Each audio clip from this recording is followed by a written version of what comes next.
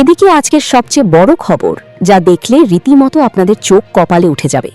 মার্কিন সেনাদের সমাধির ঠিকানা রেডি, ইরানি যমদূতের খেলা শুরু, অবশেষে ডুবছে মার্কিন সাম্রাজ্য। পরাজয় মেনে নেয়ার ঘোষণা দিল ডোনাল্ড ট্রাম্প। দলে দলে পালাচ্ছে মার্কিন সেনারা। এ নিয়ে থাকবে আজকের একটি গুরুত্বপূর্ণ প্রতিবেদন। ইরানের মাটিতে পা রাখার আগেই মার্কিন সেনাদের জন্য লেখা হয়েছে কবরের ঠিকানা। খামেনির মাটিতে আমেরিকা কিংবা অন্য কোনো শত্রুপক্ষ স্থল অভিযান শুরু করার চেষ্টা করলেই তা শুরু হওয়ার আগেই গুঁড়িয়ে দেওয়ার ঘোষণা দিয়েছে ইরানের সেনাবাহিনী। তেহরানের দাবি ক্ষেপণাস্ত্র ও ড্রোন সক্ষমতার ৭৫% বেশি এখনো অক্ষত। আকাশ ড্রোনকে প্রতিপক্ষের জন্য দুঃস্বপ্ন বলেও হুঁশিয়ারি দিয়েছেন ইরানি জেনারেল। শুধু ইরান নয়, যুদ্ধ শুরু হলে কুয়েত ও আমিরাত সহ মার্কিন মিত্রদেরও পাল্টা আঘাতের হুমকি। সব মিলিয়ে তেহরানের একের পর এক হুঁশিয়ারিতে মধ্যপ্রাচ্যের আকাশে যেন জমছে আরো ভয়ঙ্কর যুদ্ধের কালো মেঘ। এদিকে রণতরী থেকে ঝাঁপিয়ে পড়ছে মার্কিন সেনারা। তারা আর বাঁচতে চান না। কেন তারা বাঁচতে চায় না, বেরিয়ে এলো ভয়ঙ্কর চাঞ্চল্যকর তথ্য। এ নিয়ে থাকবে আজকের একটি গুরুত্বপূর্ণ প্রতিবেদন। দীর্ঘ সময় ধরে সমুদ্রে মোতায়েন থাকায় চরম মানসিক ক্লান্তির কারণে মার্কিন যুদ্ধজাহাজ ইউএসএস আব্রাহাম লিঙ্কনের ক্রু সদস্যদের মধ্যে মারাত্মক মানসিক বিপর্যয়ের চিত্র সামনে এসেছে। সাম্প্রতিক সপ্তাহগুলোতে একাধিক নাবিক ও জাহাজ থেকে উত্তাল সমুদ্রে ঝাঁপ দিয়ে আত্মহত্যার মতো চরম পথ বেছে নেওয়ার চেষ্টা করেছেন। সেনাদের এমন কর্মকাণ্ডে বিষয়টি নিয়ে বেশ দুশ্চিন্তায় পড়েছেন ওয়াশিংটনের নীতি নির্ধারকরা। সামরিক সংবাদ মাধ্যম মিলিটারি টাইমসের প্রতিবেদন অনুযায়ী গত বছরের নভেম্বর থেকে ৫,০০০-এরও বেশি নাবিক ও মেরিন সদস্য নিয়ে মধ্যপ্রাচ্যে মোতায়েন রয়েছে মার্কিন বিমানবাহী রণতরী ইউএসএস আব্রাহাম লিঙ্কন। চলতি বছরের মে মাসে তাদের মিশন শেষ হওয়ার কথা ছিল। তবে মধ্যপ্রাচ্যে ইরানের বিরুদ্ধে চলমান সামরিক অভিযানের কারণে বারবার তাদের মোতায়েনের মেয়াদ বাড়ানো হয়। এর ফলেই নাবিকদের মানসিক স্বাস্থ্যের চরম অবনতি ঘটেছে। এদিকে ভয় হতাশায় জমে গিয়েছে মার্কিন সেনারা। ইরানে ঢোকার আগেই পরাজয় মার্কিন বাহিনীর। এ নিয়ে থাকবে আজকের একটি গুরুত্বপূর্ণ প্রতিবেদন।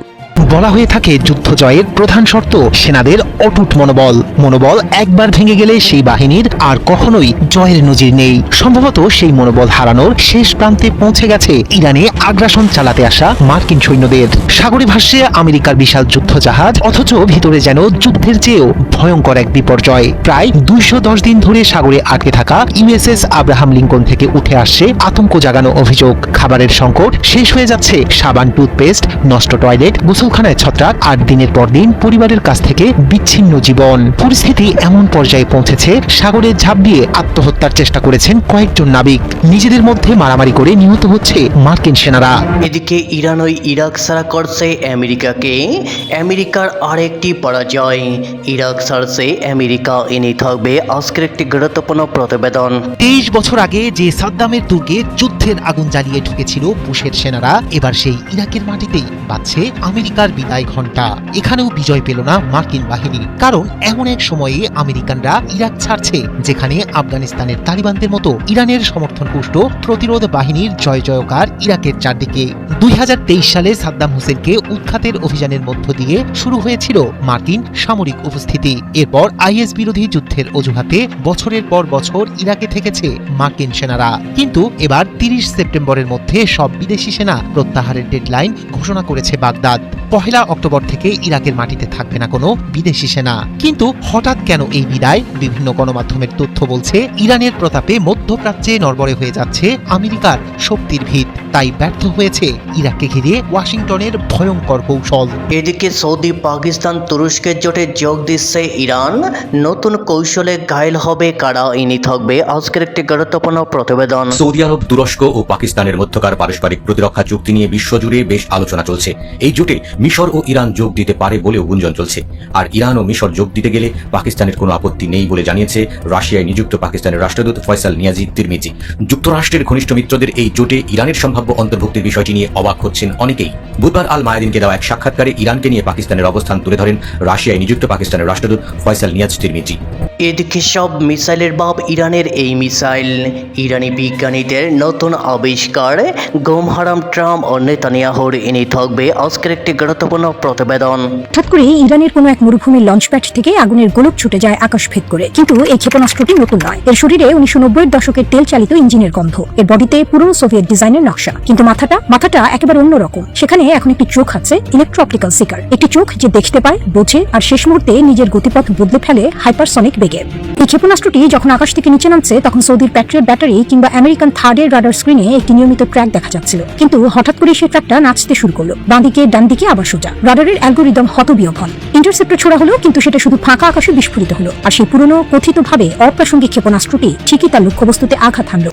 এদিকে পুতিনকে ঘটানোর শাস্তি পেল জেলেনস্কি। রাশিয়ার তাৎক্ষণিক আগুনে প্রতিশোধ এনে থাকবে আজকের একটি গুরুত্বপূর্ণ প্রতিবেদন। কৃষ্ণ সাগরের তীরের নিশুতি রাতটা আজ যেন আগুনের কুণ্ডলিতে পরিণত হলো। বিকট বিস্ফোরণের শব্দে কেঁপে উঠল রাশিয়ার সবচেয়ে নিরাপদ মনে করা নৌঘাঁটি নোভরোসিস্ক। একের পর এক রকেট, আধুনিক ড্রোন আর সামুদ্রিক নৌ ড্রোনের ঝাঁক নিয়ে সোজা ঝাঁপিয়ে পড়ল ইউক্রেনীয় বাহিনী। চোখের পলকে ধোঁয়ায় ঢেকে গেল পুরো বন্দর নগরী। কিয়েভরা দাবি করছে এই নজিরবিহীন হামলায় রাশিয়ার দুটি আধুনিক ফ্রিগেট সহ মোট 4টি যুদ্ধজাহাজ মারাত্মক ক্ষতিগ্রস্ত হয়েছে। সেই সঙ্গে ধুলোয় মিশে গেছে রুশ শস্য রফতানির দুটি প্রধান টার্মিনাল। ফেটে চৌচির মূল পানির পাইপলাইন, উড়ে গেছে একের পর এক ঘরবাড়ি। দর্শক, অনেক গুরুত্বপূর্ণ খবর আছে। একটা খবর হচ্ছে আমেরিকা গোপনে মধ্যপ্রাচ্যে সেনা, বিশেষ করে বিমান বাহিনীর সদস্যদের বাড়াচ্ছে। এর মূল পরিকল্পনা হচ্ছে ইরানের বিরুদ্ধে নতুন করে যুদ্ধ শুরু করতে পারে, এবং এই পরিকল্পনার আওতায় মধ্যপ্রাচ্যে বিভিন্ন দূতাবাসে খুব কম সংখ্যক লোক নিয়ে কোন রকম কাজ চালিয়ে নিচ্ছে আমেরিকা। মূল টার্গেট ইরানের বিরুদ্ধে বড় যুদ্ধ করা। এপাশে আমেরিকার সম্ভাব্য এই পরিকল্পনার বিরুদ্ধে ইরান কি করবে তার জবাব দিয়েছেন সর্বোচ্চ নেতার, রাজনৈতিক উপদেষ্টা ব্রিগেডিয়ার জেনারেল গুলাম রাসুল সানাই রাদ। তিনি বলেছেন, আমেরিকা যদি নতুন করে যুদ্ধ শুরু করে ইরানের বিরুদ্ধে, তাহলে ইরান আগের চেয়ে আগ্রাসীভাবে জবাব দেবে। তার মানে আমি এর আগেও কয়েকটা ভিডিওতে বলেছি, ইরান এই রকমের প্রিপারেশন নিয়েছে যে আমেরিকা যেভাবে যুদ্ধ করবে এবার ইরান হয়তো সেইভাবেই জবাব দেবে, অর্থাৎ প্রচন্ড রকমের আগ্রাসীমূলক জবাব হবে। ইরানের এই জবাবে মার্কিন সেনাদের অনেকেরই প্রাণহানি ঘটতে পারে, আগে যেটা ঘটেনি। ইরানের হামলায় মনে হয় মার্কিন যুদ্ধ জাহাজের নাবিকদের জন্য এত বিপদ ডেকে আনেনি যতটা নিজেরাই ডেকে এনেছেন। বলছি মার্কিন নৌবাহিনীর অন্যতম গুরুত্বপূর্ণ বিমানবাহী রণতরী ইউএসএস আব্রাহাম লিঙ্কনের কথা। দর্শক, এই রণতরী ঘিরে হঠাৎ করে সামনে এসেছে চাঞ্চল্যকর এক দাবি। জাহাজটির নাবিকদের মধ্যে ভয়াবহ সংঘর্ষে 7 জন মার্কিন নৌ সদস্য নিহত এবং আরো কয়েকজন আহত হয়েছেন, এমন খবর ছড়িয়ে পড়েছে বিভিন্ন আন্তর্জাতিক ও আঞ্চলিক সংবাদ মাধ্যমে। দীর্ঘদিনের মোতায়েনকে কেন্দ্র করে জাহাজটির নাবিকদের মধ্যে বাড়তে থাকা অসন্তোষের মধ্যেই এই ঘটনা ঘটেছে বলে জানা গেছে। ইরানের মাটিতে পা রাখার আগেই মার্কিন সেনাদের জন্য লেখা হয়েছে কবরের ঠিকানা। খামেনির মাটিতে আমেরিকা কিংবা অন্য কোনো শত্রুপক্ষ স্থল অভিযান শুরু করার চেষ্টা করলেই তা শুরু হওয়ার আগেই গুঁড়িয়ে দেওয়ার ঘোষণা দিয়েছে ইরানের সেনাবাহিনী। তেহরানের দাবি ক্ষেপণাস্ত্র ও ড্রোন সক্ষমতার 75% বেশি এখনো অক্ষত।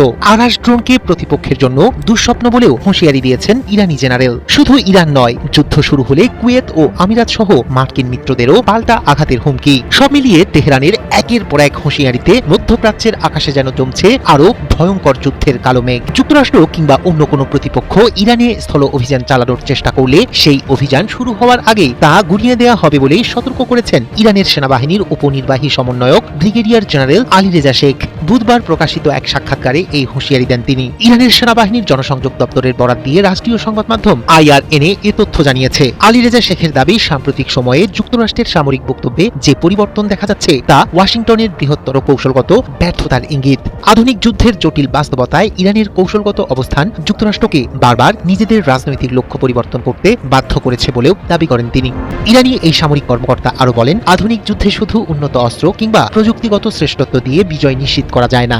সামরিক সক্ষমতার সঙ্গে নতুন চিন্তা, কৌশল এবং যুদ্ধের বাস্তবতা অনুযায়ী দ্রুত সিদ্ধান্ত নেওয়ার ক্ষমতাই সাফল্যের মূল ভিত্তি। আর এই কৌশলগত সক্ষমতাকেই ইরানের প্রতিরোধ শক্তির অন্যতম বড় অস্ত্র হিসেবে তুলে ধরেন তিনি। একই সঙ্গে তার দাবি, ইরানের মিসাইল ও ড্রোন সক্ষমতার 75% বেশি এখনো অক্ষত রয়েছে। প্রয়োজনে দীর্ঘমেয়াদী সামরিক অভিযানে এসব সক্ষমতা ব্যবহারের জন্য প্রস্তুত রাখা হয়েছে বলেও দাবি করেন তিনি। অন্যদিকে ইরানের রাষ্ট্রীয় গণমাধ্যম প্রেস টিভির প্রতিবেদনে আরো কঠোর ভাষায় বলা হয়েছে, ইরানের মাটিতে যুক্তরাষ্ট্রের স্থল অভিযান শুরু হলে প্রথম থেকেই প্রতিরোধের মুখে পড়বে মার্কিন সেনারা। একই সঙ্গে মার্কিন মিত্রদের নিয়েও হুঁশিয়ারি দিয়েছে ইরান। স্থল অভিযান শুরু হলে ইরানের পাল্টা হামলার ঝুঁকিতে পড়বে কুয়েত ও সংযুক্ত আরব আমিরাত সহ যুক্তরাষ্ট্রের মধ্যপ্রাচ্যে মিত্র দেশগুলো। অর্থাৎ আকাশপথ কিংবা দূরপাল্লার অস্ত্রের লড়াই পেরিয়ে সংঘাত যদি স্থলযুদ্ধে গড়ায়, তাহলে এর পরিধি শুধু ইরানের ভূখণ্ডে সীমাবদ্ধ থাকবে না। 20 বছর আগে যে সাদ্দামের দুর্গে যুদ্ধের আগুন জ্বালিয়ে ঢুকেছিল বুশের সেনারা, এবার সেই ইরাকের মাটিতেই বাজছে আমেরিকার বিদায় ঘণ্টা। এখানেও বিজয় পেল না মার্কিন বাহিনী, কারণ এমন এক সময়ে আমেরিকানরা ইরাক ছাড়ছে যেখানে আফগানিস্তানের তালিবানদের মতো ইরানের সমর্থন পুষ্ট প্রতিরোধ বাহিনীর জয় জয়কার ইরাকের চারদিকে। 2023 সালে সাদ্দাম হোসেনকে উৎখাতের অভিযানের মধ্য দিয়ে শুরু হয়েছিল মার্কিন সামরিক উপস্থিতি। এরপর আইএস বিরোধী যুদ্ধের অজুহাতে বছরের পর বছর ইরাকে থেকেছে মার্কিন সেনারা, কিন্তু এবার 30 সেপ্টেম্বরের মধ্যে সব বিদেশি সেনা প্রত্যাহারের ডেডলাইন ঘোষণা করেছে বাগদাদ। 1 অক্টোবর থেকে ইরাকের মাটিতে থাকবে না কোনো বিদেশি সেনা। কিন্তু হঠাৎ কেন এই বিদায়? বিভিন্ন গণমাধ্যমের তথ্য বলছে ইরানের প্রতাপে মধ্যপ্রাচ্যে নড়বড়ে হয়ে যাচ্ছে আমেরিকার শক্তির ভিত, তাই ব্যর্থ হয়েছে ইরাককে ঘিরে ওয়াশিংটনের ভয়ঙ্কর কৌশল। মার্কিন সেনা প্রত্যাহারের এই চূড়ান্ত সময়সীমা নির্ধারণ করা হয়েছে ইরাকের প্রধানমন্ত্রী আলী আল জাইদি এবং মার্কিন সেন্ট্রাল কমান্ড বা সেন্টকমের কমান্ডার জেনারেল ব্র্যাড কুপারের বৈঠকের পর। ইরাকের প্রধানমন্ত্রীর কার্যালয় জানিয়েছে আইএস বিরোধী বৈশ্বিক জোটের সামরিক অভিযানেরও সমাপ্তি হতে যাচ্ছে। এর শুরুটা হয়েছিল 2003 সালে। তৎকালীন ইরাকি প্রেসিডেন্ট সাদ্দাম হোসেনকে উৎখাতের লক্ষ্যে 19 মার্চ ইরাকে সামরিক অভিযান শুরু করে ওয়াশিংটন। মাত্র কয়েক মাসের মধ্যে বাগদাদ দখলে নেয় মার্কিন নেতৃত্বাধীন বাহিনী, আর অভিযান শুরুর প্রায় 9 মাস পর গ্রেপ্তার হন সাদ্দাম হোসেন। দীর্ঘ বিচার প্রক্রিয়া শেষে 2006 সালের 30 ডিসেম্বর ভোরে ফাঁসি কার্যকর হয় ইরাকের সাবেকেই প্রেসিডেন্টের। সাদ্দামের মৃত্যুর পর মার্কিন বাহিনীর ইরাক ছাড়ার পথ তৈরি হলেও পরিস্থিতি দ্রুত বদলে যায়। দেশটিতে উত্থান ঘটে জঙ্গি গোষ্ঠী ইসলামিক স্টেট বা আইএসের। ইরাক ও সিরিয়ার বিস্তীর্ণ এলাকা দখল করে ভয়াবহ সন্ত্রাসী কার্যক্রম শুরু করে সংগঠনটি। আইএসকে পরাজিত করতে আবারও ইরাকে সামরিক অভিযান জোরদার করে ওয়াশিংটন এবং দেশটিতে থেকে যায় মার্কিন সেনারা। তবে এখন ইরাকের নিরাপত্তা পরিস্থিতি আগের তুলনায় অনেকটাই বদলে গেছে বলে দাবি যুক্তরাষ্ট্রের। যদিও বর্তমানে ইরাকে ঠিক কতজন মার্কিন সেনা অবস্থান করছেন সে সংখ্যা প্রকাশ করেনি পেন্টাগন। গত বছর ইরাকের বেশিরভাগ এলাকা থেকে মার্কিন সেনারা ঘাঁটি ছেড়ে গেলেও স্বায়ত্তশাসিত কুর্দি অঞ্চলে কিছু মার্কিন সেনা অবস্থান করছিল। সাম্প্রতিক সময়ে এসব ঘাঁটি ইরানের হামলার লক্ষ্যবস্তু হয়েছে। ফলে 30 সেপ্টেম্বরের ডেডলাইন শুধু একটি সেনা প্রত্যাহারের তারিখ নয়, বরং ইরাকে মার্কিন সামরিক উপস্থিতির দীর্ঘ অধ্যায়ের সমাপ্তির ঘোষণা। দীর্ঘ সময় ধরে সমুদ্রে মোতায়েন থাকায় চরম মানসিক ক্লান্তির কারণে মার্কিন যুদ্ধজাহাজ ইউএসএস আব্রাহাম লিঙ্কনের ক্রু সদস্যদের মধ্যে মারাত্মক মানসিক বিপর্যয়ের চিত্র সামনে এসেছে। সাম্প্রতিক সপ্তাহগুলোতে একাধিক নাবিক ও জাহাজ থেকে উত্তাল সমুদ্রে ঝাঁপ দিয়ে আত্মহত্যার মতো চরম পথ বেছে নেওয়ার চেষ্টা করেছেন। সেনাদের এমন কর্মকাণ্ডে বিষয়টি নিয়ে বেশ দুশ্চিন্তায় পড়েছেন ওয়াশিংটনের নীতি নির্ধারকরা। সামরিক সংবাদ মাধ্যম মিলিটারি টাইমসের প্রতিবেদন অনুযায়ী গত বছরের নভেম্বর থেকে 5000-এরও বেশি নাবিক ও মেরিন সদস্য নিয়ে মধ্যপ্রাচ্যে মোতায়েন রয়েছে মার্কিন বিমানবাহী রণতরী ইউএসএস আব্রাহাম লিঙ্কন। চলতি বছরের মে মাসে তাদের মিশন শেষ হওয়ার কথা ছিল, তবে মধ্যপ্রাচ্যে ইরানের বিরুদ্ধে চলমান সামরিক অভিযানের কারণে বারবার তাদের মোতায়েনের মেয়াদ বাড়ানো হয়। এর ফলেই নাবিকদের মানসিক স্বাস্থ্যের চরম অবনতি ঘটেছে। এমন পরিস্থিতিতে জাহাজটিতে থাকা নাবিকদের পরিবারের সদস্যরা গণমাধ্যমের কাছে তাদের স্বজনদের জীবন ঝুঁকি ও মানসিক কষ্টের কথা তুলে ধরেছেন। অ্যানাবেল লোমো নামের এক নারী জানান, বারবার মোতায়েনের মেয়াদ বাড়ানোর পর চরম হতাশায় তার স্বামী জাহাজ থেকে সমুদ্রে ঝাঁপ দেওয়ার চেষ্টা করেন। বর্তমানে তাকে চিকিৎসা দিয়ে পর্যবেক্ষণে রাখা হয়েছে। তবে ঘটনাটির পর মার্কিন নৌবাহিনী থেকে পরিবারের সাথে আর কোনো যোগাযোগ করা হয়নি।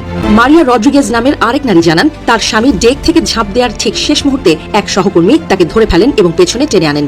মঙ্গলবার প্রকাশিত এক প্রতিবেদনে সামরিক সাময়িকী স্টার্স অ্যান্ড স্ট্রাইপস জানায়, আব্রাহাম লিঙ্কন যুদ্ধজাহাজের আরেক নাবিককে ঝাঁপ দেওয়ার সময় আশেপাশের সহকর্মীরা উদ্ধার করেন। পরে জাহাজের লাউড স্পিকারে মাইকিং করে সব ক্রুকে বিষয়টি সতর্কতামূলকভাবে জানানো হয়।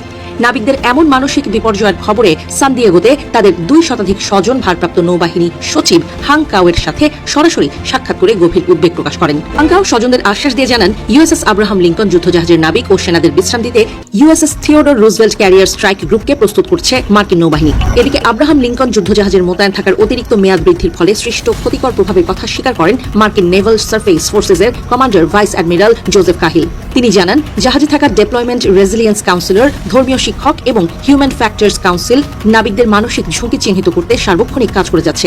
তবে এসব ঘটনার পর ঠিক কতজন নাবিক সমুদ্রে ঝাঁপ দেওয়ার চেষ্টা করেছেন তার সুনির্দিষ্ট কোনো সংখ্যা আনুষ্ঠানিকভাবে প্রকাশ করেনি মার্কিন নৌবাহিনী। বিশেষজ্ঞদের মতে সাগরে দীর্ঘমেয়াদী মোতায়েন ও অতিরিক্ত শারীরিক মানসিক ক্লান্তি মার্কিন নাবিক ও সেনাদের চরম মানসিক সংকটে ফেলেছে।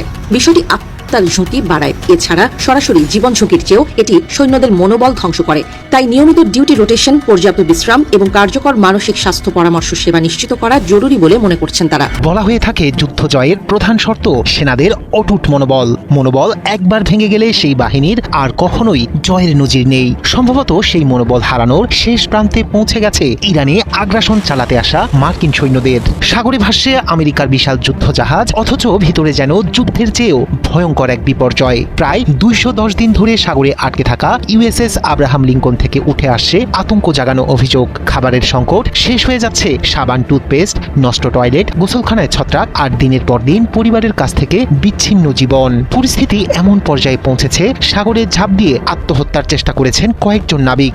নিজেদের মধ্যে মারামারি করে নিহত হচ্ছে মার্কিন সেনারা। মার্কিন সামরিক বিষয়ক সংবাদ মাধ্যম মিলিটারি টাইমস, দ্য ক্রেডল এবং ব্রিটিশ সংবাদ মাধ্যম দ্য ইন্ডিপেন্ডেন্টের প্রতিবেদনে উঠে এসেছে রণতরীটির ভিতরের এই ভয়াবহ চিত্র।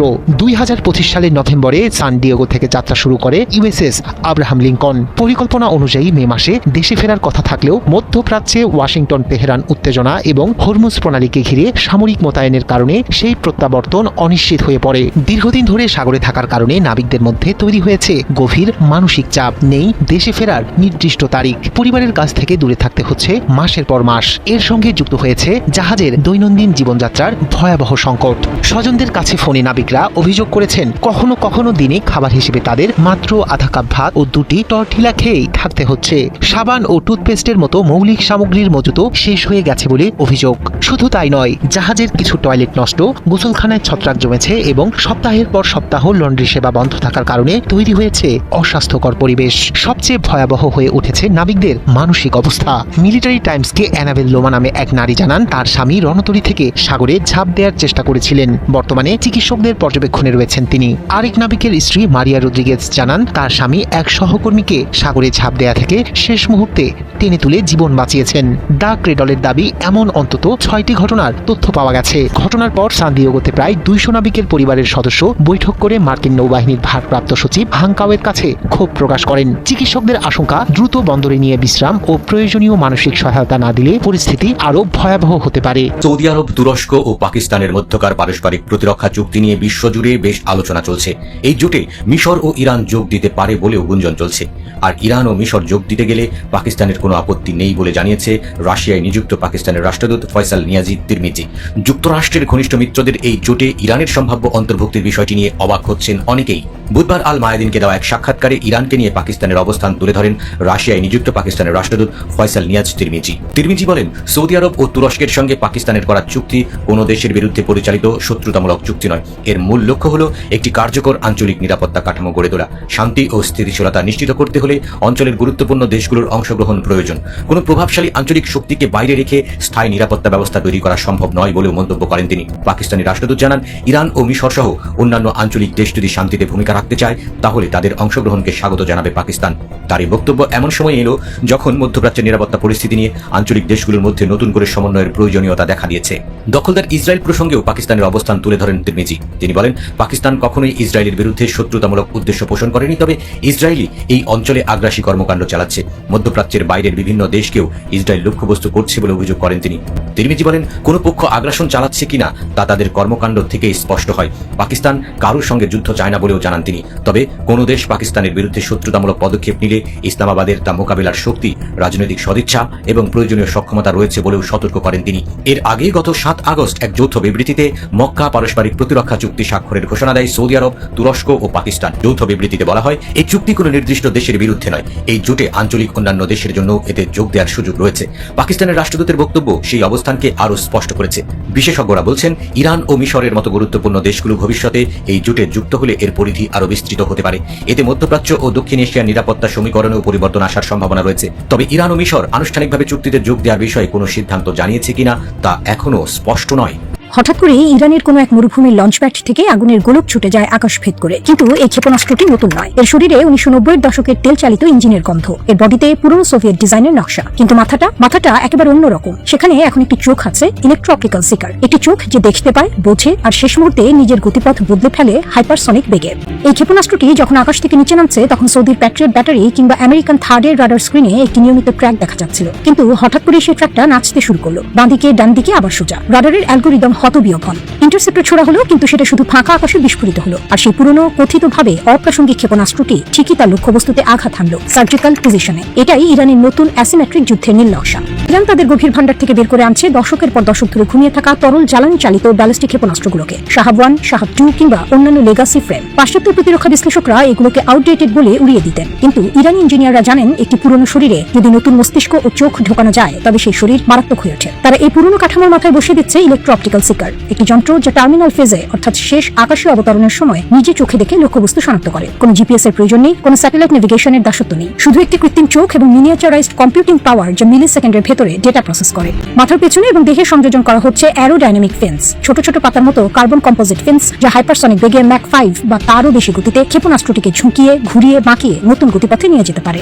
আধুনিক মিসাইল ডিফেন্স সিস্টেম যেমন প্যাট্রিয়ট, থার্ড কিংবা আরও উন্নত আয়রন ডোম কাজ করে প্রেডিকশনের উপর। রাডার ট্র্যাক করে, কম্পিউটার গণনা করে যে ক্ষেপণাস্ত্রটি কোথায় 30 সেকেন্ড পরে থাকবে এবং সেই অনুমান অনুযায়ী ইন্টারসেপ্টর ছোড়া হয়। কিন্তু যখন ক্ষেপণাস্ত্রটি নিজেই তার গতিপথ বদলাতে পারে শেষ মুহূর্তে, তখন সেই গণনা মিথ্যে হয়ে যায়। তৈরি হয় একটি প্রবাবিলিটি বাবল, একটি অনিশ্চয়তা গোলক যা ভেতরে ইন্টারসেপ্টর হারিয়ে যায়। একটা পুরনো ক্ষেপণাস্ত্রের রিট্রোফিট কিটের দাম কয়েক হাজার ডলার আর একটা প্যাট্রিয়ট মিসাইলের দাম 3 থেকে 4 মিলিয়ন ডলার। ইরান এখানে খেলছে অর্থনৈতিক অ্যাসিমেট্রি খেলা, যেখানে তাদের প্রতিটি ডলার প্রতিপক্ষের $1000কে হার মানাচ্ছে। শুধু তাই নয়, একসময় ইরানের কৌশল ছিল স্যাচুরেশন ফায়ারিং, অর্থাৎ একসাথে অনেক ক্ষেপণাস্ত্র ছুড়ে বিমান প্রতিরক্ষা ব্যবস্থাকে অভিভূত করে ফেলা। কিন্তু এখন এক একটি পুরনো ক্ষেপণাস্ত্র হয়ে উঠছে সার্জিক্যাল স্ট্রাইকের হাতিয়ার। একটি নির্দিষ্ট বিল্ডিং, একটি রাডার ডিশ, একটি তেলের ট্যাঙ্ক, কোলাটারাল ড্যামেজ ছাড়াই পুরনো ডাম্প ওয়ারহেড এখন স্মার্ট হয়ে উঠেছে। সাগরের তীরের নিশুতি রাতটা আজ যেন আগুনের কুণ্ডলিতে পরিণত হলো। বিকট বিস্ফোরণের শব্দে কেঁপে উঠল রাশিয়ার সবচেয়ে নিরাপদ মনে করা নৌঘাঁটি নোভরোসিস্ক। একের পর এক রকেট, আধুনিক ড্রোন আর সামুদ্রিক নৌ ড্রোনের ঝাঁক নিয়ে সোজা ঝাঁপিয়ে পড়ল ইউক্রেনীয় বাহিনী। চোখের পলকে ধোঁয়ায় ঢেকে গেল পুরো বন্দর নগরী। কিয়েভরা দাবি করছে এই নজিরবিহীন হামলায় রাশিয়ার 2টি আধুনিক ফ্রিগেট সহ মোট 4টি যুদ্ধজাহাজ মারাত্মক ক্ষতিগ্রস্ত হয়েছে। সেই সঙ্গে ধুলোয় মিশে গেছে রুশ শস্য রফতানির 2টি প্রধান টার্মিনাল। ফেটে চৌচির মূল পানির পাইপলাইন, উড়ে গেছে একের পর এক ঘরবাড়ি। নভরোসিস্কের এই ভয়াবহ ধ্বংসস্তূপ দেখে ইউক্রেনের প্রেসিডেন্ট ভলোদিমির জেলেনস্কি হয়তো ভাবছেন পুতিনকে তিনি ব্যাকফুটে ফেলে দিয়েছেন। কিয়েভের ঘরে এখন জয়ের উল্লাস, কিন্তু বাস্তবতা কি সত্যি এত সহজ? ক্রেমলিনের রক্তচক্ষুকে এত সহজ ভাবাই হয়তো কিয়েভের জন্য সবচেয়ে বড় কাল হয়ে দাঁড়াচ্ছে। কারণ খোদ জেলেনস্কি স্বীকার করেছেন তাদের আকাশ প্রতিরক্ষা ব্যবস্থার ক্ষেপণাস্ত্রের মজুদ গত বছরের চেয়ে প্রায় 2.5 গুণ কমে গিয়েছে। অন্যদিকে পুতিনের অস্ত্র কারখানার ব্যালিস্টিক ক্ষেপণাস্ত্র তৈরির গতি থামেনি, বরং আগের চেয়ে আরও দ্বিগুণ হয়েছে। ইউক্রেনের এই আক্রমণের পর চরম প্রতিশোধের আগুনে ফুটছে মস্কো। এক চুলো সময় নষ্ট না করে ইউক্রেনের ওপর সর্বশক্তি নিয়ে পাল্টা ঝাঁপিয়ে পড়েছে রুশ বাহিনী। জাপোরিজিয়াস সহ ইউক্রেনের বিভিন্ন শহরে ইতিমধ্যেই গ্লাইড বোমা আর মিসাইলের বৃষ্টি ছড়িয়েছে রাশিয়া, যেখানে ঝরে গেছে বহু নিরীহ প্রাণ। ওডেসা বন্দর সহ ইউক্রেনের সমুদ্র বন্দরগুলোকে প্রায় অচল করে দিয়েছে ক্রেমলিন। রাশিয়ার বার্তা খুব পরিষ্কার, কৃষ্ণ সাগরে তাদের জাহাজ যদি নিরাপদ না থাকে তবে ইউক্রেনের কোনো অবকাঠামোই আর আস্ত রাখা হবে না। দিকের ধাক্কায় রাশিয়া দমে যাওয়ার পাত্র নয়। তারা ইতিমধ্যেই শস্য পরিবহন বিকল্প সমুদ্রপথে সরিয়ে নিয়ে দীর্ঘমেয়াদী লড়াইয়ের প্রস্তুতি দেখছে। কিন্তু বিপরীতে দিন দিন পশ্চিমা সাহায্য কমে আসা আর ডিফেন্স মিসাইলের ঘাটতি নিয়ে ইউক্রেন আর কতদিন পুতিনের এই গোলা বর্ষণের মুখে টিকে থাকবে? অনেক গুরুত্বপূর্ণ খবর আছে। একটা খবর হচ্ছে আমেরিকা গোপনে মধ্যপ্রাচ্যে সেনা, বিশেষ করে বিমান বাহিনীর সদস্যদের বাড়াচ্ছে। এর মূল পরিকল্পনা হচ্ছে ইরানের বিরুদ্ধে নতুন করে যুদ্ধ শুরু করতে পারে, এবং এই পরিকল্পনার আওতায় মধ্যপ্রাচ্যে বিভিন্ন দূতাবাসে খুব কম সংখ্যক লোক নিয়ে কোন রকম কাজ চালিয়ে নিচ্ছে আমেরিকা। মূল টার্গেট ইরানের বিরুদ্ধে বড় যুদ্ধ করা। এপাশে আমেরিকার সম্ভাব্য এই পরিকল্পনার বিরুদ্ধে ইরান কি করবে তার জবাব দিয়েছেন সর্বোচ্চ নেতার রাজনৈতিক উপদেষ্টা ব্রিগেডিয়ার জেনারেল গুলাম রাসুল সানাই রাদ। তিনি বলেছেন, আমেরিকা যদি নতুন করে যুদ্ধ শুরু করে ইরানের বিরুদ্ধে, তাহলে ইরান আগের চেয়ে আগ্রাসীভাবে জবাব দেবে। তার মানে আমি এর আগেও কয়েকটা ভিডিওতে বলেছি, ইরান এই রকমের প্রিপারেশন নিয়েছে যে আমেরিকা যেভাবে যুদ্ধ করবে এবার ইরান হয়তো সেইভাবেই জবাব দেবে, অর্থাৎ প্রচন্ড রকমের আগ্রাসীমূলক জবাব হবে। ইরানের এই জবাবে মার্কিন সেনাদের অনেকেরই প্রাণহানি ঘটতে পারে, আগে যেটা ঘটেনি। এদিকে মার্কিন প্রেসিডেন্ট ডোনাল্ড ট্রাম্প হরমুজ প্রণালী খোলা আছে এবং আমেরিকা নিয়ন্ত্রণে আছে বলে যে দাবি করেছেন তাকে ডাহা মিথ্যা কথা, মিথ্যা দাবি বলে উল্লেখ করেছে ইরানের সামরিক বাহিনী। এবং ইরানের পক্ষ থেকে পরিষ্কার করে বলা হয়েছে হরমুজ প্রণালী ইরানের নিয়ন্ত্রণে আছে এবং ইরানের নিয়ন্ত্রণেই থাকবে। এই নিয়ন্ত্রণ কখনোই আমেরিকার হাতে যাওয়ার কোনো প্রশ্ন ওঠে না এবং হরমুজ প্রণালী আগের অবস্থায় ফিরে যাবে না। শুধু তাই নয়, ইরান এই কথার উপরেই দৃঢ় এবং অবিচল আছে যে হরমুজ প্রণালী তখনই খুলবে যখন ইরানের সমস্ত দাবি আমেরিকা মেনে নেবে। এদিকে ইসলামাবাদ সমঝোতা স্মারক সইয়ের মধ্য দিয়ে গত 17 জুন যে 2 মাসের যুদ্ধবিরতি কার্যকর হয়েছিল তা কিন্তু আগামী রোববার শেষ হবে। এই যুদ্ধবিরতির মেয়াদ শেষ হয়ে যাওয়ার পর কি দুই পক্ষ আবার অনেক বড় যুদ্ধে লিপ্ত হতে পারে, এমন আশঙ্কা তো আছেই। এই আশঙ্কাকে সামনে রেখে পাকিস্তানের পক্ষ থেকে নতুন করে কূটনৈতিক উদ্যোগ শুরু করা হয়েছে এবং পাকিস্তানের স্বরাষ্ট্রমন্ত্রী মহসিন নাকভি তিনি কিন্তু অলরেডি ইরান সফর করেছেন। ইরানের পক্ষ থেকে কি বার্তা তিনি পেয়েছেন এবং তিনি কি বার্তা দিয়েছেন সে কথা কিন্তু গুরুত্বপূর্ণ প্রশ্ন হয়ে আমাদের সামনে এই মুহূর্তে ঘুরপাক খাচ্ছে। তাহলে সামগ্রিকভাবে মধ্যপ্রাচ্যে কি অনেক বড় রকমের একটা সংঘাত হতে যাচ্ছে? এই প্রসঙ্গে কিন্তু ইরানের পররাষ্ট্রমন্ত্রী আব্বাস আরাকচি বলেছেন আমেরিকা যেন আগের চেয়ে বড় ভুল না করে। আগের চেয়ে বড় ভুলটাই বাকি। সুপ্রিয় দর্শক, এই সমস্ত প্রশ্নের উত্তর খুঁজবো আজকের এই ভিডিওতে। আশা করি আলোচনা ভালো লাগবে এবং আলোচনা যদি ভালো লাগে তাহলে লাইক, কমেন্ট, শেয়ার করবেন এবং চ্যানেলটি সাবস্ক্রাইব করে সাথেই থাকবেন। আপনাদের সাবস্ক্রিপশন এই চ্যানেলটিকে তরতর করে সামনে এগিয়ে যেতে নিশ্চয়ই সহযোগিতা করবে। দর্শক, চলুন আমরা বিস্তারিত আলোচনা করি। রয়্যাল ইউনাইটেড সার্ভিস ইনস্টিটিউশনের গবেষক মাইকেল স্টিফেন তিনি আল জাজিরাকে বলেছেন, মার্কিন প্রেসিডেন্ট ডোনাল্ড ট্রাম্প একটা বিজয় খুঁজছেন। তিনি নিজেকে বা আমেরিকাকে বিজয়ী ঘোষণা করার চেষ্টা করছেন এবং যুদ্ধ থেকে বেরিয়ে যাওয়ার চেষ্টা করছেন, কিন্তু সেই পথ তিনি খুঁজে পাচ্ছেন না, বাট সেই পথ হয়তো তিনি খুঁজে বের করতে চান। এবং এই পথ খুঁজে বের করার চেষ্টার অংশ হিসেবে মধ্যপ্রাচ্য অঞ্চলে নতুন করে সেনা, বিশেষ করে বিমান বাহিনীর সদস্যদের আনা শুরু করেছে, অর্থাৎ বিমান বাহিনীর সদস্যদেরকে তিনি আবার মধ্যপ্রাচ্য অঞ্চলে জড়ো করছেন। কেন তিনি জড়ো করছেন? মোটেই শান্তি সমাবেশের জন্য তিনি মার্কিন বিমান বাহিনীর সদস্যদের জড়ো করছেন না। তিনি বিভিন্ন সময় বিভিন্ন রকমের ফন্দি ফিকির, কৌশল, চেষ্টা, হিকমত, পরিকল্পনা যাই বলেন তা সবই করছেন। এক এক রকমের চেষ্টা তদবির করে বড় একটা আঘাত আনতে চাইছেন ইরানের উপর তিনি, যাতে বড় আঘাতের মাধ্যমে ইরানকে একেবারে ধসিয়ে দিয়ে তিনি বিজয় ঘোষণা করতে পারেন। এই যে দেখো, আমরা ইরানের বিরুদ্ধে বিজয় হয়েছি এবং আমরা বিজয়ী শক্তি, আমরা যুদ্ধের অবসান ঘটালাম, এইরকম চেষ্টা করছেন। ডোনাল্ড ট্রাম্পের এই রকমের চেষ্টা প্রচেষ্টা এবং এরকম প্ল্যান বা তার কৌশল, তার চালাকি, চতুরতা যাই বলেন না কেন, সবকিছুই অনেক বিশ্লেষকের নজরে আছে এবং আমার মতো ছোটখাটো বিশ্লেষকও তা বুঝতে পারছেন। আমি অনেকবারই বলেছি, তিনি সহজে পরাজয় মেনে নেবেন না। কিভাবে আমেরিকাকে বিজয়ী ঘোষণা করা যায় তিনি সেই চেষ্টাই করছেন। এখন রয়্যাল ইউনাইটেড ইনস্টিটিউশনের গবেষক মাইকেল স্টিফেন এই কথা কিন্তু তিনি এখন বলছেন। ডোনাল্ড ট্রাম্প কোথায় আটকে গেছেন? ডোনাল্ড ট্রাম্প মূলত এই মুহূর্তে আটকে গেছেন হরমুজ প্রণালীতে। কোথায় তার পরমাণু কর্মসূচি বন্ধ করা, কোথায় ইরানের সরকার পরিবর্তন, কোথায় অন্য কিছু। এখন তিনি সবচেয়ে বড় বিপদে পড়েছেন হরমুজ প্রণালীতে। হরমুজ প্রণালী এমন ভাবে চেপে ধরেছে ইরান যে সারা বিশ্বের অর্থনীতির চাকা এখন বন্ধ হয়ে যাওয়ার কথা আছে। এটা না যুদ্ধ করে খুলতে পারছেন ডোনাল্ড ট্রাম্প, না পরাজয় মেনে নিয়ে তিনি মধ্যপ্রাচ্য থেকে চলে যেতে পারছেন। এই অবস্থায় সবচেয়ে জটিল সংকটে পড়েছেন তিনি, কারণ পরমাণু কর্মসূচি বন্ধ করার সাথে ইরানের এবং আমেরিকার যে প্রশ্নটা ছিল সেটা হলো যুদ্ধ, পরমাণু স্থাপনায় হামলা করা, ইরানি কর্মকর্তাদেরকে হত্যা করা বা পরমাণু কর্মসূচি বন্ধের জন্য বিভিন্ন রকমের নাশকতামূলক কর্মকাণ্ড ইত্যাদি ইত্যাদি পরিচালনা করা। কিন্তু হরমুজ প্রণালী এমন এক বিষয় যেখানে যুদ্ধ করলেও বিপদ, না করলেও বিপদ। যুদ্ধ করলে পরিস্থিতি আরো খারাপ হবে, যুদ্ধ না করলে আমেরিকাকে পরাজয় মেনে নিয়ে সরে যেতে হবে। এর কোনোটাই আমেরিকার জন্য স্বস্তিদায়ক নয়। এই বিপদ থেকে মুক্তির কোনো পথ তিনি খুঁজে পাচ্ছেন না। এর মধ্যে তিনি কিন্তু মেইলে জানিয়েছিলেন যে ইরানকে পরাজিত করার জন্য অপ্রচলিত পথ পদ্ধতি কি, হয়তো তিনি এখনো সেই পথের সন্ধান পাননি। আমার মনে হয় যে তিনি এত সহজে পথের সন্ধান পাবেনও না। আমেরিকা যদি গোপনে গোপনে ইরানের বিরুদ্ধে যুদ্ধের প্রস্তুতি নেয় এবং এত সেনা নতুন করে জমা করে, জড়ো করে মধ্যপ্রাচ্যে, এবং বলা হচ্ছে যে মধ্যপ্রাচ্যে যতগুলো মার্কিন দূতাবাস আছে তার প্রত্যেকটা দূতাবাসে একদম মিনিমাম স্টাফদের দিয়ে কোন রকম চালিয়ে নেওয়ার চেষ্টা করা হচ্ছে। এর মূল টার্গেটটা কি? এর মূল টার্গেটটা হচ্ছে ইরানের সাথে প্রচন্ড রকমের একটা বড় রকমের যুদ্ধ হবে। সেই যুদ্ধে ইরান তো চোখ বন্ধ করে হামলা চালাবে, প্রতিরোধ করবে, প্রতিশোধ দেবে। এটা ইরানের পক্ষ থেকে ঘোষণা দেওয়া হয়েছে। অতএব মার্কিন দূতাবাসগুলো আর মোটেই নিরাপদ থাকবে না, কারণ এবার অল আউট ওয়ার হবে, সর্বাত্মক যুদ্ধ হবে।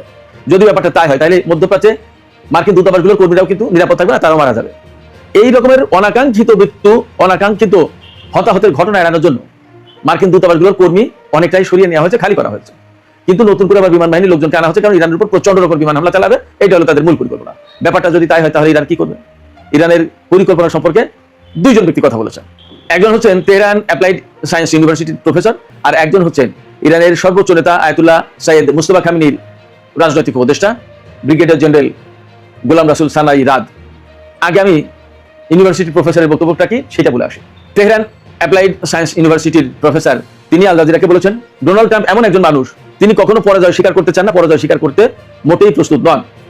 কিন্তু ইরানের সাথে যে ঘটনা ঘটেছে এই কয়েকদিনের যুদ্ধে, তাতে আমেরিকা বেসিক্যালি পরাজিত হয়েছে। এই জায়গা থেকে তিনি যুদ্ধ বন্ধও করতে চান, নিজে বিজয়ী হতে চান, ইরানকে আমেরিকাকে বিজয়ী ঘোষণা করতে চান। এই অবস্থা থেকে বের হওয়ার তিনি পথ খুঁজছেন, এবং পথ খোঁজার একমাত্র পথ হচ্ছে ইরানের উপর আচমকা হঠাৎ করে আকস্মিকভাবে বড় রকমের হামলা চালানো, এবং এই হামলার মধ্য দিয়ে চট করে আমেরিকা এখান থেকে সরে যাবে এবং বলবে যে আমরা বিজয়ী হয়ে গেছি। বাট সেটা খুব সহজ হবে না। এমনকি যে হরমুজ উন্মুক্ত করার জন্য, খোলার জন্য ডোনাল্ড ট্রাম্প এত চেষ্টা চালাচ্ছেন, সেই হরমুজ দীর্ঘদিন ধরে বন্ধ থাকার পরেও আমেরিকা খুলতে পারেনি। বারবার চেষ্টা তদবির চালালেও সেটা সম্ভব হয়নি, ব্যর্থ হয়েছে, এবং এটা আসলে তারা পারবে না খুলতে। আমেরিকা যদি ইরানের উপরে বড় রকমের যুদ্ধ চাপিয়ে দেয়, নতুন করে বড় রকমের হামলা চালায়, তাহলে ইরানের জবাবটা কেমন হবে? এই ব্যাপারে সর্বোচ্চ নেতার রাজনৈতিক উপদেষ্টা গোলাম রাসুল সানাই রাদ তিনি বলেছেন, ইরান এবার অনেক বেশি অ্যাগ্রেসিভ রেসপন্স করবে। অ্যাগ্রেসিভলি রেসপন্স করবে মানে আগ্রাসীমূলক জবাব হবে। তার মানে ধরুন আমেরিকা যদি ইরানের সামরিক বাহিনীর হেডকোয়ার্টার্সে হামলা করে সেনাদের হতাহত করে, তাই ইরানও একই রকমের কাজকর্ম করবে, অর্থাৎ ছাড় হবে না। এখানে আর মানবিক দিক হয়তো খুব একটা, মানবিক দিক বলতে যুদ্ধের যে মানবিক দিক, আমেরিকা যদি সেটা বিবেচনা না করে ইরান, তাহলে আর তা করবে না মনে হচ্ছে। তার বক্তব্য থেকে মোটামুটি বোঝা যাচ্ছে যে আমেরিকা যদি হত্যাকাণ্ড চালায়, তাই ইরানও মার্কিন সামরিক বাহিনীর উপরে হত্যাকাণ্ড চালাবে, অর্থাৎ একেবারে সেনাদের টার্গেট করেই হামলা চালাবে। তার মানে আমেরিকা যদি ইরানের উপরে অনেক বেশি আগ্রাসীমূলক হামলা চালায়, বড় হামলা হবে, মানে ইরানের উপরে ভয়াবহ হামলা হবে, তাতে জানমালের কি ক্ষয়ক্ষতি হলো না হলো তাদের কিছু আসে না। ইরানও বলছে গোলাম রাসুল সানাই রাদ ব্রিগেডিয়ার জেনারেল তিনি বলছেন যে ইরানও একই রকমের জবাব দেবে, অর্থাৎ আগ্রাসীমূলক একটা জবাব হবে। এতদিন যথেষ্ট শান্তশিষ্টভাবে ভেবে চিন্তে মাথা ঠান্ডা রেখে ইরান জবাব দেওয়ার চেষ্টা করেছে, বাট সামনে আর তা হবে না। গোলাম রাসুল সানাই রাদ আরেকটা কথা বলেছেন, খুব গুরুত্বপূর্ণ কথা, সেটা হচ্ছে আমেরিকা ইরানের ভেতরে অর্থনৈতিক চাপ সৃষ্টি করে বিভাজন তৈরির চেষ্টা করছে, অর্থাৎ বিপ্লবপন্থী, সংস্কারপন্থী, অমুকপন্থী, তমুকপন্থী, সরকারপন্থী, রাহাবারপন্থী, বিভিন্ন রকমের পন্থী বানানোর চেষ্টা করছে এবং একটা বিভাজন সৃষ্টি করার চেষ্টা করছে, যাতে 2 গ্রুপ 3 গ্রুপ 4 গ্রুপ 5 গ্রুপ হয়ে যায়। কেউ বলবে যে আমাদের যুদ্ধ হলো, ঠিক আছে, সর্বোচ্চ নেতা মারা গেছে, শহীদ হয়েছে, আমরা তার প্রতি শ্রদ্ধা জানাই, বাট আমাদের অর্থনৈতিক জীবনযাত্রার মানের উন্নয়ন ভারত এখন দয়া করে বন্ধ করো, আমেরিকার সাথে কি তোমরা যুদ্ধ করে পারবে নাকি? কিছু লোক এইভাবে বলবে, সেরকম পথে নামানোর চেষ্টা করছে। আবার কিছু লোক বলছে না, যুদ্ধ করে একটা বিহীন ব্যবস্থা ফয়সালা করতে হবে। আবার কেউ বলছে যে ভাই যুদ্ধও দরকার, আবার অর্থনীতিও তো বাঁচাতে হবে, কি করা না হয় এখন থেমে গেলেও হতো। তার মানে মানুষকে বিভিন্ন রকমের মতের পথের অনুসারী করে তোলার চেষ্টা করা হচ্ছে। তার মানে হচ্ছে ইরানের জনগণ দীর্ঘদিন ধরে যেভাবে সামরিক বাহিনীকে রাজপথে থেকে ব্যাপক সমর্থন দিয়েছে, সেই সমর্থনে ভাঙন সৃষ্টির চেষ্টা করছে। যদি আমেরিকা ভাঙন সৃষ্টির চেষ্টা করে সফল হয়, তাহলে কিন্তু ইরানের ভিতরে আবার নতুন করে বিশৃঙ্খলা সৃষ্টি করতে পারবে। ইরানের হামলায় মনে হয় মার্কিন যুদ্ধ জাহাজের নাবিকদের জন্য এত বিপদ ডেকে আনেনি যতটা নিজেরাই ডেকে এনেছেন।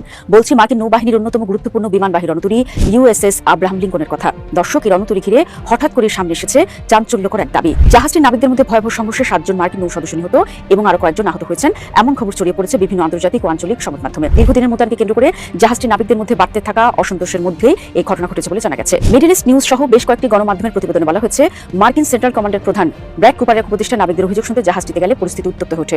দীর্ঘ সময় ধরে জাহাজটিতে মোতায়েন থাকায় নাবিকদের পরিবারের সদস্যদের মধ্যে অসন্তোষ তৈরি হয়েছিল এবং এই নিয়ে বিক্ষোভ হয়েছিল বলে প্রতিবেদনে উল্লেখ করা হয়েছে। সংবাদ মাধ্যমগুলোর প্রতিবেদনে দাবি করা হয়, সেই উপদেষ্টার বক্তব্যের এক পর্যায়ে সংঘর্ষ শুরু হয় এবং সেখানে ছুরি এবং অন্যান্য ধারালো অস্ত্র ব্যবহার করা হয়। এতে 7 জন নৌ সদস্য নিহত এবং আরো কয়েকজন আহত হন। ঘটনার পর জাহাজটির ভেতরের পরিস্থিতি উত্তেজনাপূর্ণ ও অস্থির রয়েছে বলে প্রতিবেদনে বলা হয়েছে। তবে সবচেয়ে গুরুত্বপূর্ণ বিষয় হলো 7 জন নিহত হওয়ার দাবিটি এখনো মার্কিন নৌবাহিনীর পক্ষ থেকে স্বাধীনভাবে নিশ্চিত করা হয়নি। তাই হতাহতের তথ্যটি আপাতত প্রতিবেদনে করা দাবি হিসেবে উপস্থাপন করা হচ্ছে। আপনাদের জানিয়ে রাখি দর্শক, ইরানের হামলায় এখন পর্যন্ত 18 জন মার্কিন সেনা নিহত হয়েছেন এবং 624 জন আহত হয়েছেন।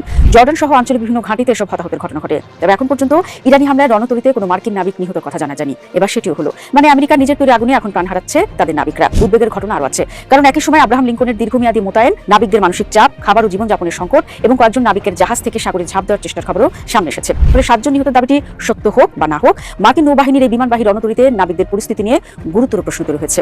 দর্শক, মধ্যপ্রাচ্যে মোতায়েনের প্রায় 210 দিন পার করেছে মার্কিন নৌবাহিনীর বিমানবাহী রণতরী ইউএসএস আব্রাহাম লিঙ্কন। এক জায়গায় দীর্ঘদিনের এই মোতায়েন, কঠিন জীবনযাপন ও খাবারের সংকটে জাহাজটির কিছু নাবিক মানসিকভাবে ভেঙে পড়েছেন বলে অভিযোগ উঠেছে। এমনকি হতাশা ও নিম্ন মনোবলের কারণে কয়েকজন নাবিক জাহাজ থেকে সাগরে ঝাঁপ দেওয়ার চেষ্টা করেছেন বলেও বিভিন্ন সংবাদ মাধ্যমকে জানিয়েছেন তাদের পরিবারের সদস্যরা। প্রেসিডেন্ট ট্রাম্পের ইরান বিরোধী যুদ্ধের মধ্যে আব্রাহাম লিঙ্কনের নাবিকেরা দীর্ঘ সময় ধরে সাগরে অবস্থান করছেন। জুনে স্বাক্ষরিত একটি ভঙ্গুর শান্তি চুক্তি ভেঙে যাওয়ার পর আমেরিকা ও ইরান পাল্টাপাল্টি হামলা চালিয়ে যাচ্ছে। এর কেন্দ্রে রয়েছে হরমুজ প্রণালীর নিয়ন্ত্রণ। এর মধ্যে ইরানের বন্দরগুলিতে মার্কিন নৌ অবরোধ জোরদার করা হয়েছে। মধ্যপ্রাচ্য জুড়ে প্রায় 20টি মার্কিন যুদ্ধ জাহাজ মোতায়েন রয়েছে, যেগুলোর মধ্যে ইউএসএস আব্রাহাম লিঙ্কন রয়েছে। দীর্ঘ মোতায়েনের শেষ কবে হবে তার কোনো স্পষ্ট ধারণা না থাকায় নাবিকদের পরিবারের সদস্যরা তাদের মানসিক স্বাস্থ্য নিয়ে চিন্তিত হয়ে পড়েছেন।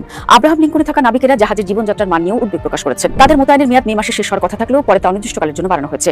বিমানবাহী রণতরীটি 2025 সালের নভেম্বর থেকে সাগরে রয়েছে। তখন এটি সান দিয়েগো থেকে মোতায়েন করা হয়েছিল। পরে জানুয়ারিতে এটি মধ্যপ্রাচ্যের দিকে পাঠানো হয়। সব মিলে জাহাজটি টানা প্রায় 250 দিন সাগরে কাটিয়েছে। সাধারণত দীর্ঘ সময়ের জন্য মোতায়েন করা যুদ্ধ জাহাজগুলোকে নিয়মিত রসদ সংগ্রহ ও রক্ষণাবেক্ষণের জন্য বিভিন্ন বন্দরে নেওয়া হয়, কিন্তু আব্রাহাম লিঙ্কনের ক্ষেত্রে দীর্ঘ সময় ধরে এমন সুযোগ না থাকায় পরিস্থিতি আরো কঠিন হয়ে উঠেছে বলে পরিবারের সদস্যরা অভিযোগ জানিয়েছে। তবে মার্কিন নৌবাহিনীতে এই ধরনের অভিযোগ নতুন নয়। চলতি বছর শুরুতে ইউএসএস ট্রিপলি ও ইউএসএস জেরাল্ড আর ফোর্ডেও পয় নিষ্কাশন সমস্যা ও খাবারের সংকটের অভিযোগ উঠেছিল। তখন মার্কিন নৌবাহিনী এসব প্রতিবেদনকে মিথ্যা বলে প্রত্যাখ্যান করেছিল। এছাড়া মে মাসে জেরাল্ড আর ফোর্ডে আগুন লাগার ঘটনাটি নিয়েও জল্পনা তৈরি হয়েছিল। ক্লান্ত অতিরিক্ত চাপে থাকা নাবিকেরা ইচ্ছাকৃতভাবে আগুন লাগিয়ে থাকতে পারেন এমন সন্দেহের কথাও তখন আলোচনায় আসে। এই বিষয়ে মার্কিন নৌবাহিনী তদন্ত শুরু করেছে। আব্রাহাম লিঙ্কনের বর্তমান পরিস্থিতি ও আগের ঘটনাগুলো মিলিয়ে ইরানের সঙ্গে দীর্ঘ সংঘাতের মধ্যে মার্কিন নৌ সদস্যদের উপর তৈরি হওয়া চাপের বিষয়টি আবারও সামনে এসেছে।